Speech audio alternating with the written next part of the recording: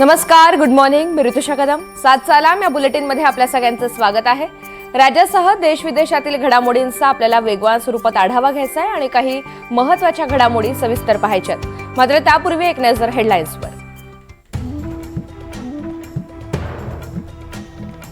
आज शिवसेना प्रमुख बाळासाहेब ठाकरे यांची जयंतीनिमित्त माटुंगा येथील षण्मुखानंद सभागृहात कार्यक्रमाचं आयोजन.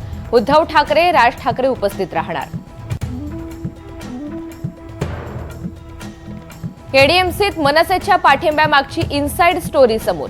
मनसेच्या 5 नगरसेवकांपैकी 4 नगरसेवक शिंदेंचे समर्थक, 4ही नगरसेवक शिवसेनेत जाण्याच्या मार्गावर.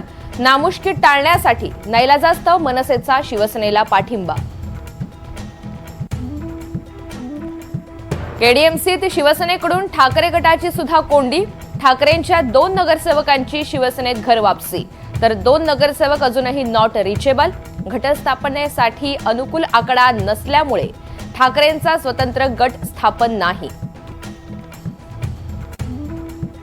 जगभरातील कंपन्यांची महाराष्ट्रामध्ये 30 लाख कोटी रुपयांची गुंतवणूक. संभाजीनगरसाठी 55,000 कोटींचे करार, तर विदर्भ, कोकणासह पुण्यात मोठी गुंतवणूक येणार. मुख्यमंत्री देवेंद्र फडणवीस यांची माहिती.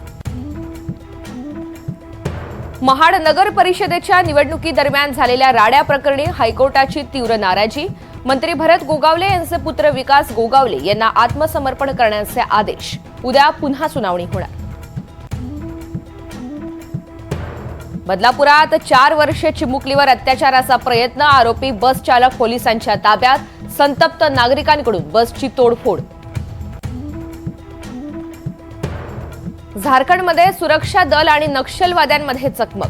कारवाईमध्ये 10 नक्षलवाद्यांचा खात्मा. 1 कोटीचं बक्षीस असलेला पतिराम मांझी याचाही मृत्यू.